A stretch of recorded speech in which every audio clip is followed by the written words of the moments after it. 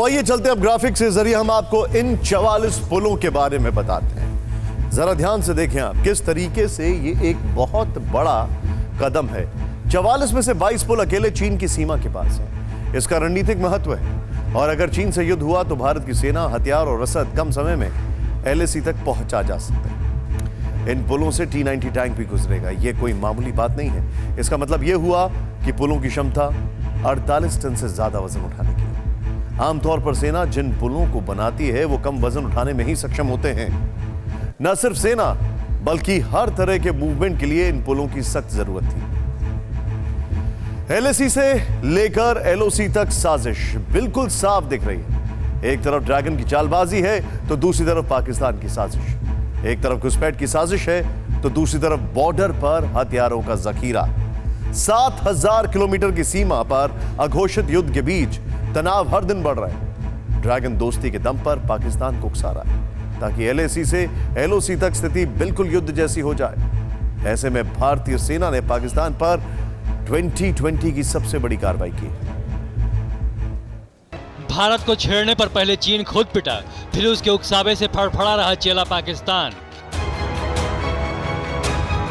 अब हालात ऐसे हो गए हैं कि LAC पर चीख पुकार मचा रहे चीन की चर्चा कम हो रही, लेकिन लाइन ऑफ कंट्रोल पर पाकिस्तान लुटा पिटा और मारा मारा फिर रहा है।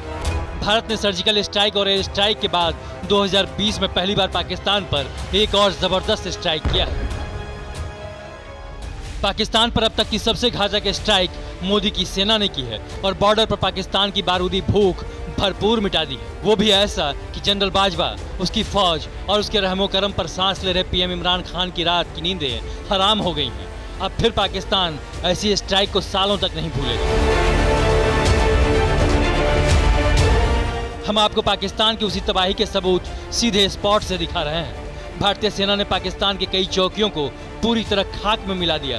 कैमरे में पाकिस्तानी सेना की बर्बादी के सबूत भी कैद किए। भारत के एक्शन से कई किलोमीटर दूर से ही रात के अंधेरे में पाक की चौकियों से ऊंची लपटें उठती दिखी। भारतीय सैनिकों की कार्रवाई में पाकिस्तान के कई पोस्ट को नुकसान पहुंचा। पूरे LOC पर सीमा पार अफरा तफरी मच गई।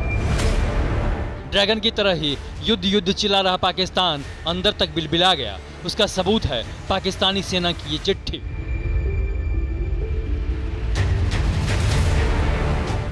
इस चिट्ठी में पाकिस्तानी सेना ने रावलपिंडी के प्रशासन से अस्पतालों के 15% बेड को रिजर्व करने को कहा है।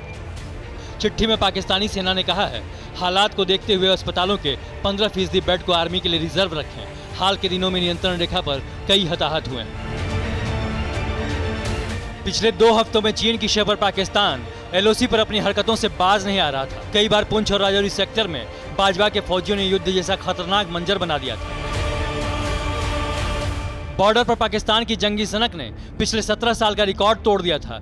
चीन के विध्वंसक हथियारों के दम पर पाकिस्तान ने LOC पर तांडव मचा रखा था।